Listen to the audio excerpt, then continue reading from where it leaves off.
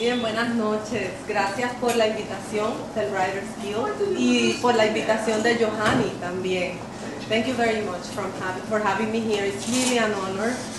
And I'm so delighted to meet Johanny. We have a communion of souls, really, with our writing and our ferocity, too, as you will see. I will be sharing from my two books. El Arca de la Memoria was published in 2011 in San Juan, like Johanny said, and it is in the form of vignettes, and it is a biomythography. I wish I came up with that word, but no, I didn't. It's one of my literary heroines, Audre Lorde, and that I first wrote my book. It took me a good 4 years, and I was looking for a word that would describe what I had done. Because it is not an autobiography, it has a lot of invention, a lot of myths. Of course, I draw from my life, but I didn't have a good word until I ran into Audre Lorde. And so I want to pay homage to her, you know, as one of my heroines. And I will begin by reading. I will be reading in Spanish first, and then I will share translations. I want to thank my husband, Michael. He helped me to render good English translations, so thank you, Michael. Thank you, Michael. You're all very welcome. And like Johanny said, this is a coming-of-age book about a little girl growing up in Puerto Rico in the 20th century, and in a rural context, and you will see 3 generations of women, the grandma, the mother, and the daughter. And it is it's not chronological. It is in vignette form, so it's fragmentary, circular, and it tries to celebrate femininity and the regeneration of the feminine experience in the midst of a lot of pain and a lot of wounds.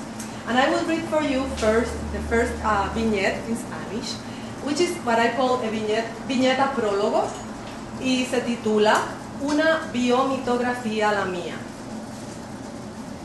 Dármelas de fabuladora de mi propia vida, de artífice de sueños, fantasías y recuerdos, de Pandora de mi memoria del trópico, en una biomitografía, la mía, la de mi madre, la de mis abuelas, la de todas las mujeres en mi familia, en una biomitografía en la que la presencia monumental de mami llena mis días y en la que las manos callosas de abuelo los iluminan, en una biomitografía de frente a la caja, al féretro de ausencias imperdonables, al cofre donde guardo las prendas del abandono, donde tú te me transformas en fétido abono, papá, en una zona de guerra, una zona de tregua, una zona de paz, en un cuerpo mítico de tetas desbordantes como cántaros de leche al amanecer, igual que las de abuela, y de caderas anchas como las que invariablemente tienen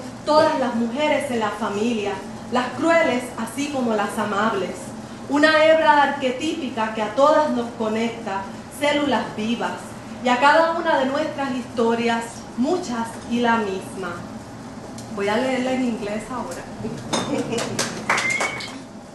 A biomythography, my very own. To pretend to be a fabulator of my own life, an artificer of dreams, fantasies, and memories.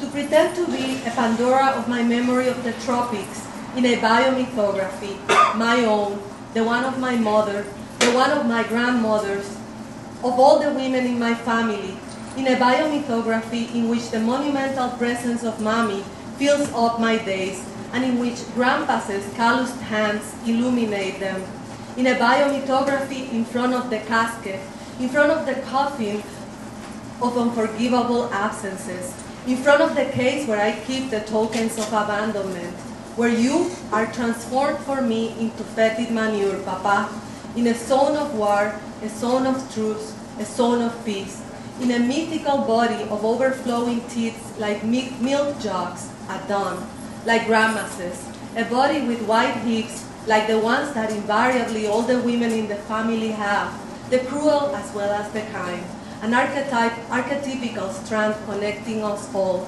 living cells, and each of our stories, many and the same.